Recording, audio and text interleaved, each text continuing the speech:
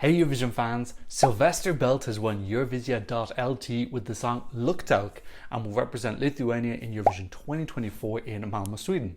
I'm going to check out the live performance and give you my analysis of the song and the lyrics. Then we'll talk about Lithuania's trajectory in Eurovision by looking at their 10-year record. We'll also check out the odds, the community rankings, and then I'm going to tell you, do I think this can qualify? And could it get Lithuania their first ever Eurovision win? So let's kiki. If you're new here, welcome. My name is Tom. I'm an Irish Eurovision analyst and you can find all of this stuff on my Eurovision channel. So the final of Eurovizija.LT, Lithuania's national final, was last night. And in the end, Silvester Belt won the 3-act super final, getting over half of the televotes. So I've already reacted to Silvester before. I covered every single heat results and then I also did a compilation video. So if you want to see my initial reaction to the song, it's in there. Any of the videos that I talk about today, I will leave a link for in this little eye up here. Go watch them after you've watched this video, please. don't leave yet. So the song is Luktelk, which has a meaning similar to hold on or wait. And today I'm going to be reacting to the live performance from Eurovizija.LT. So I'm definitely going to be able to play the visuals. Hopefully I'll be able to play the audio as well. If the audio does get copyrighted, I'll put the original up onto my Patreon. And because I've already listened to the song a couple of times, I'm going to be focusing more on the visuals now, the staging, the styling, the dancing. Okay, this is Silvester Belt singing Luktelk, Wanna Know My Secret Bang. So this is his performance in the final. Beautiful starting where you can see his silhouette coming from that blue line rising. Really striking. Bit of mystery. We can't see him yet. Lovely soft beginning. And those two dances coming in really lovely. It's artistic, it's stylish. That big blue is so cool. He's got a lovely soft voice, understated. He's giving us a little bit of dancing choreography as well, lovely. Fantastic, straight into that beat. And we get a colour change from the blue into the red. Bit of shoulder, iconic. And we're getting his eye contact now, which is really important. He's giving us mystery. Yeah, this beat's really accessible. It's a really lovely, thick, well-produced beat. We're getting close to the hands and the dancers. I love the dancers' styling. Lovely, we're getting this like zoom in on his face. I like the face in this background. That could be a controversial thing. I like it. He's giving us strong confidence. He's got a suave. And that dum is so cool. This is really cool, like very cool. He looks more confident as well than the semi-finals. Great cuts between him and the dancers. It feels very artistic in the pictures they've chosen. Okay, setting up for the climax. Beautiful use of this blue again with the hands. And this blue lighting. Mixing up the camera angles as well, bringing the steady cam on stage. This is an iconic bit. And we're mixing the blue and the red now. Really awesome. Reminds me of Kylie Minogue, can't get it out of my head. And we're getting the kicking choreography. Magical. We can see his styling better now, this beautiful red leather. The end doesn't have like a massive climax, but that's part of the coolness of it. Oh, he is added a little bit. Giving us some beautiful understated ad-libs.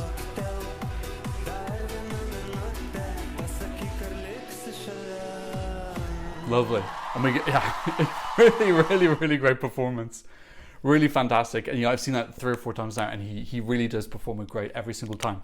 This is such a fantastically slick, cool performance. Let's first start off by talking about the artist. His real name is Silvester Belt, and the belt is an E with a dot on it, which I don't know how to say. I think he's anglicized it for us into Silvester Belt, which I appreciate. It's easier to say. And I love this name Silvester because I'm sure it's a coincidence, but in Spanish it means wild, like a wild animal, which I think is really cool. For me, it's a very cinematic name. He's 26 years old, he's from Kaunas, and he identifies as LGBT+, which is one of the reasons why he initially left Lithuania to move to London. He did a degree in commercial music performance. He definitely got a magna cum laude, because that's an amazing performance. So yeah, he's got the pedigree. He's got that degree, bitch. He's not just coming with any old diploma. He's like, I got the degree, I'm ready to perform at Eurovision. So moving to London was a way for him to move away from this homophobia that he was experiencing. So really cool now that he's able to come back being who he is and being accepted for that. So that's a really cool story, that this full circle moment of returning to Lithuania and being accepted by the Lithuanian public. Everything I've seen of him, he comes across as very humble. He's one of the few people who's actually commented on one of my videos this year. That's not something that happens that often this year. Only Anne Princess from Norway, Bodine Monet from Germany, and him. He is looking at reaction videos. He's trying to get feedback. So this is really good for me because it's a sign of humility. He's looking for constructive criticism. What can he do to make things better? Styling wise, visuals, anything. Just looking at all these different reactions is a good way to gauge what's working, what's not working. How can I improve my performance even more? So he really comes across as very humble to me and open to doing whatever he needs to do to be successful for Lithuania. He's very beloved in the community already. I'm assuming that's going to grow with time. Okay, let's talk a little bit about the song and the lyrics and what it means. So first of all, the song itself, for me, this is a really cool song. It's very steady. It does have a bit of a climax towards the end. It's not trying too hard. It's slick, it's smooth. This sounds very modern to me. Some people in my original Lithuania video were leaving me comments saying this is actually a style of music that was in Lithuania in the 90s. Well, I don't hear it. This sounds like something I haven't heard before. And usually when I do these reactions, I'll think of other entries, songs that are in a similar vein. I'm making these comparisons to see how could this do at Eurovision. The songs that it's similar to did well or didn't do well with televotes or juries. I don't know what to compare this to. It feels quite unique and fresh to me, and I can't think of other entries I can go, this is like X or Y, and therefore it's gonna do like X and Y did. It feels really Lithuanian to me. It's got a really strong identity. The whole package feels very fashion forward. I love when the beat comes in. It's very easy listening. I think that the song will be accessible to a large amount of people, although it does sound quite modern, a little bit avant-garde to me. It's not like very weird. I don't think this is gonna alienate people. I think it's got a broad appeal while still being quite cool. I think some people might find the song maybe a little bit too repetitive. If you don't love the melody or the beat coming in, you are kind of getting the same thing throughout the whole song. There isn't like much of a bridge or a breakdown. So if you don't like that, there's not really too much for you to enjoy. But at the end of the day, you can't please everyone. There's no universally loved song.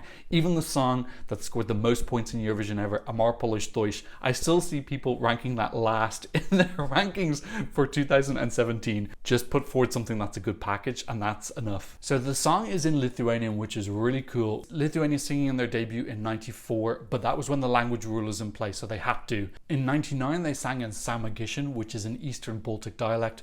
And then they had one verse in Lithuanian in 2001. And then they had no Lithuanian until the president of Lithuania, Monika Leo, in 2022 had Sentimentai. Monika Linkytė last year had Šutututu, but that's not, I've been informed that's not actually technically Lithuanian. It's like a prayer healing word. So great that we've gone back to Lithuanian now 2 of the last 3 years. Super cool. I think Lithuanian sounds really interesting to me. It doesn't sound like a language that I recognize.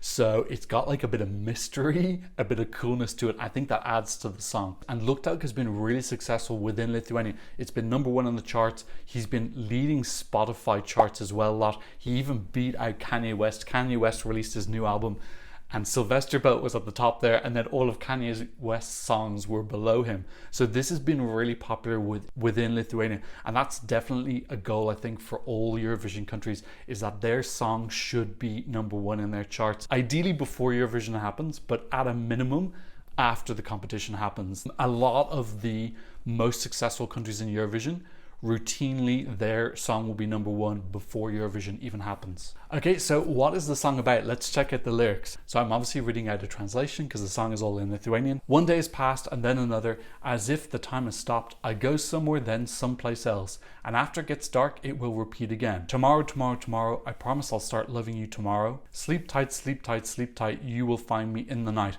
That I promise I'll start loving you tomorrow is interesting to me. Is he talking about another person or is he talking about himself? himself? Is this a song to himself saying, I'm promising to be more self-accepting? Am I still alive? Do you still know who I am? The sun isn't coming up. Tell me, will you stay next to me? And then we get into the chorus, Luktelk, Luktelk, which in this sense means wait, wait. Dar viene minute, Luktelk, hold on 1 more minute. This is the main part of the song.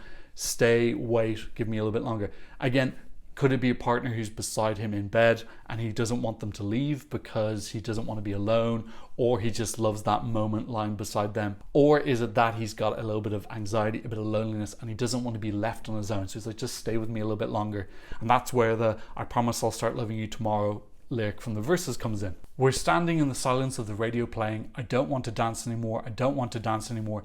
We're standing in the silence of the radio playing. I don't want to dance, but I have to dance. So I like these lyrics. They're a little bit vague, which I kind of enjoy sometimes because it lets you superimpose your own meaning onto the song. I'm sure there is a reason that he's written it. This feels more personal, like it's an entry from a diary, but we don't specifically know what he's writing about. So it's really cool. I love the main part, Luktelk, which is this like, just stay a little bit longer. Please don't leave me alone, either because you don't want to be left alone or you just feel the connection with this person when they're lying in bed next to you, which I think is a really universal, cool meaning. Okay, and now let's talk about the big thing. Let's do a staging analysis. What's going on stage? What's good? What can be changed? So the color palette I think is really cool. We start off with these blues, that blue line coming up showing off his silhouette. That's a fantastic beginning. You have to grab people's attention in the first 5 to 10 seconds, and I think that really does it in a very cool way. It gives off these kind of futuristic vibes, and it starts off this color palette we have of this blue and then the red, and then finally the blue and the red mixed together at the end, and we get some white lines coming in as well. So I love the colors that he's using. It feels different than the kind of teal, aquas and pinks that we get way too much at Eurovision. People need to move away from that. Styling wise, I love his red leather. He's got a nose piece on. Everything in his styling I think looks really cool. We don't get to see too many close-ups of him at the end. Like for example, the outfit we don't really see until the end where the lights really come on and we get to see everything in more detail. So the start of the song is more kind of in darkness and then we get some more light towards the end. I'd like to see a couple more close-ups of his face and especially maybe some shots from the side, kind of like we get on the screen. We get the side of his face on the back LEDs around halfway through the song. I'm just assuming that that's a limitation of Eurovizija.LT. They don't have as many Steadicams. We got one Steadicam moment where they went around the back. Steadicam is the guy holding the big camera on his body. We got one of those where they went around the back, but largely it was cameras further out pointing at him. So hopefully there'll be just a little bit more intimacy in the camera work in certain parts of the song. But my favorite thing about this staging is the mix between hard and soft. So we have these soft moments where we're getting this kind of like flowy, mystical, dreamy, kind of like he's trying to mesmerize or hypnotize. And then we get the harder moments with this sharper choreography, which is like dum dum. So I like that mix between hard and soft, and I feel it in the choreography of the dancers as well. So there's a really cool yin and yang feel to the song where we're alternating between opposites, and I think the red and the blue represents that. Choreo wise, I quite like it. I think there's some original choreography here. The kicking in particular, I really like the 4 dancers. I like their styling as well, that their faces are kind of covered, giving me like ninja, and again adding to this slightly futuristic mystery vibe that the whole song gives. Maybe I'd like to see the dancers have like slightly more intricate choreography, and once we're able to get those cool camera angles, maybe we could have that all 4 of the dancers have individual choreography just to like bring it up to that next level. I think right now a lot of the time they are all doing the same choreo.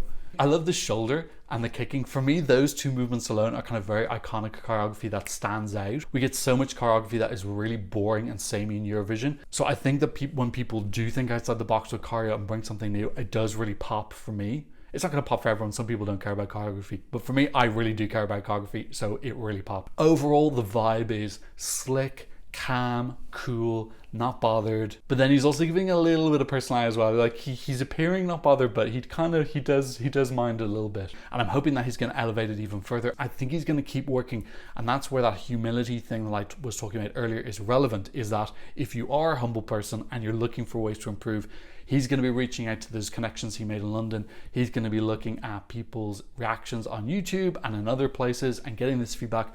What's working, what's not working, how can I elevate this even further?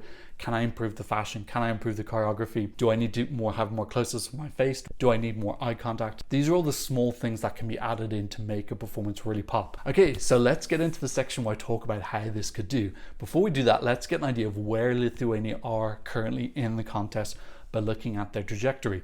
So if you saw my 5 climbers and 5 droppers, you may have seen that Lithuania were 5th place in the climbers. That is to say, their results in the last 5 years have been significantly better than the results in the preceding 5 years. Basically, they've gotten a lot better in the last 5 years. Go watch that video if you want the full thing. It'll be in this little eye. So yeah, Lithuania have made some changes with their national final. They've clearly made some decisions behind the scenes with their delegation, how they organize things, and it's working. And if we look at the results, we can see why. 7 qualifications in the last 10 years, that's really good. Almost coming last in 2017 with Reign of Revolution. And then we had this national final revamp, which started in 2020. Obviously 2020 was cancelled, but they were one of the favorites to win with the Roop on Fire. The Roop came back in 21 and came 8th, their second top 10 finish in the last 10 years. But you can see here there's no top 5 finishes. So that's the next barrier for Lithuania to break through. Lithuania have never won Eurovision. Their best result ever was 6th place by LT United, We Are the Winners, in 2006 in Greece. Yeah, it's been a while since they've gotten up close to the top 5, and with this stronger trajectory that Lithuania has, this is the next goal. Obviously it'd be great if they won as well, but milestones, it would be really great if they could break that barrier into the top 5. They're the only Baltic country who hasn't won. Estonia won in 2001, Latvia won in 2002. Lithuania should have won in 2003 to complete that 3-year cycle, but it didn't happen. In 2022, we had Monica Leo coming 14th, which was really great considering that people were worried that she may not even qualify, because I think she was 3rd in the running order that year, which is a tough slot. And then in 2023, coming 11th, Monica Linkite. I think this song, Luktelk, is much stronger than Monica Linkite. Personally, I think Monica Linkite is a really lovely song, much more jury bait. Luktelk to me feels like it's got broad appeal on both sides, which I'll talk about later. So is this going to qualify? Let's look at their draw. And they are in what I would consider the most difficult quarter in Eurovision this year, the first half of the first semi-final. I think this is the semi of death, personally, based on those countries' abilities to deliver, plus based on the knowledge we have of what songs are available. Plus they're in the first half, which has a 10 to 15% less qualification rate. So definitely they've got the worst possible draw. I still think this will qualify. I think the song has a really memorable beat. I think anyone who's looking for something kind of fresh, modern setting, I think this is going to be their one. If you look at what is already in semi-final number 1, there's nothing else that has this kind of like fast tempo, cool feel. Silly Capsis is likely going to be coming with a girly bop dance, heavy on choreography. Bambi Thug is definitely just going to be super unique in whatever they do. We have Alonia and Jerry Hall, much more stripped down ballad feel with the rap. It doesn't have that same fast tempo that Luktelk. We have Tali, who's doing, again, what feels like much more dated song. And then we have Raven Veronica. So nothing else in the semi-final at this point in time sounds like this at all. Running order will come into it. Could this potentially open the show? I would think that Silly Capsis is the most obvious thing to open the show, because it's going to be this fun, family friendly with choreography, and it's going to be upbeat. It kind of makes sense for that to open. So I'm hoping the fact that Silvester's a little bit more edgy means that he isn't going to get put first. The Roop were put first in 2021. I don't know if the producers factor that in or not. I don't know if they go, well, Lithuania started in 2021, so we can't put them again. I think they do that for the final. I don't really think they care enough for the semis. I think they're more focused on making the show work to get as many viewers as possible. I think Lithuania is definitely going to get support from Ireland, 100% from Ireland, Poland, Ukraine, Finland, Germany, and UK. I think there's a lot of diaspora. I'm not saying it needs diaspora, but diaspora definitely helps. I think the song is cool, slick, memorable enough on its own that it can get through. But we know that Lithuanian diaspora are super involved and interested in Eurovision. And like I said, the fact that this has been number 1 in the Lithuanian charts, I think that the diaspora is going to be mobilized. You can't take for granted that a diaspora is always going to vote for you. I think when there is a really strong love for the song, that mobilization increases a lot. So yeah, at this point in time, I'm saying this is qualifying. Obviously, we still have quite a few songs left to release in semi-final number 1, and of course I will do my qualification prediction videos once we have all 15 of the semi-final 1 songs. So let's assume that this qualifies for the final. How's this going to do with the juries and the televote? I think it's pretty even. I don't see this having like a one much bigger than the other. I think the juries will definitely respect the construction of the song. It's catchy, it's radio friendly. I think it looks very thought out and well put together. The choreography looks professional, the styling looks professional, the visuals look professional. I don't think there's much for the jury to fault it down on, other than the fact that they just don't like the song. And then televote wise, again, we've got that diaspora I think are definitely going to be really mobilized for this. And I think that people are going to like this. It feels like a slick piece of entertainment pop. So I think that those scores are going to be relatively even. So can this win Eurovision? Well, let's have a look at the odds and see what they think. So this is currently 9th in the odds to win, which is a really good sign because Lithuania was kind of hovering in that 10th, 11th spot, and people were saying this is because of Luktelk or the Roop.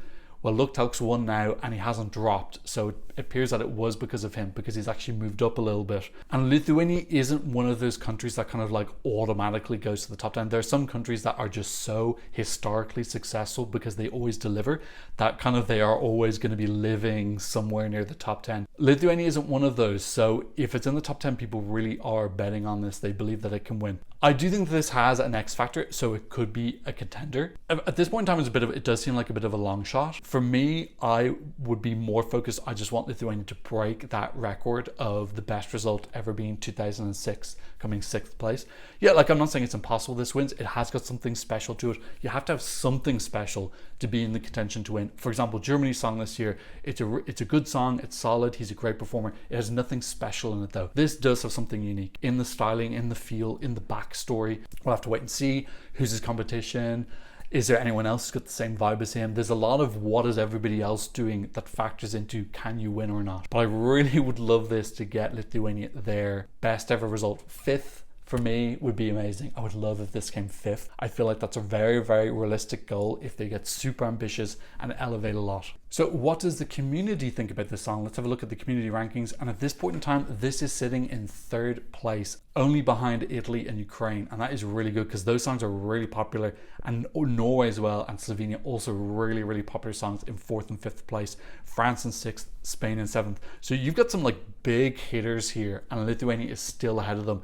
Really, really beloved in the community. I'm hoping that this love will transfer into the casuals as well. We do see every year that there are some people in the Eurovision scoreboard that we get particularly enamored with, and then they go to Eurovision and then it's a bit of a burst balloon that there's just not the same reaction. The main one that pops into my head is Adrenalina from San Marino. I don't think we're going to get that much of a drop. So it's a really good sign for me that this is 3rd place in the Eurovision scoreboard.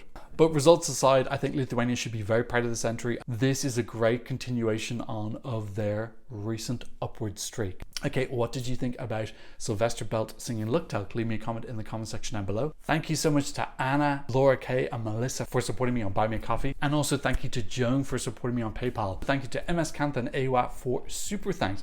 I am a full-time content creator, so if you want to support the channel, I'll leave links to you in the description down below. And of course, thank you to my patrons all over the world for patronizing my channel. On my Patreon, you can get the original audio and visuals when I get copyrighted. I also do some early releases, some updates, and you can be part of our My Eurovision Scoreboard group. So go check that out if you're a fan of the channel. But as always, thank you so much just for watching, and maybe leaving a like and maybe sharing that video. And thanks so much for watching. I'll see you in another Eurovision analysis video very soon. Goodbye.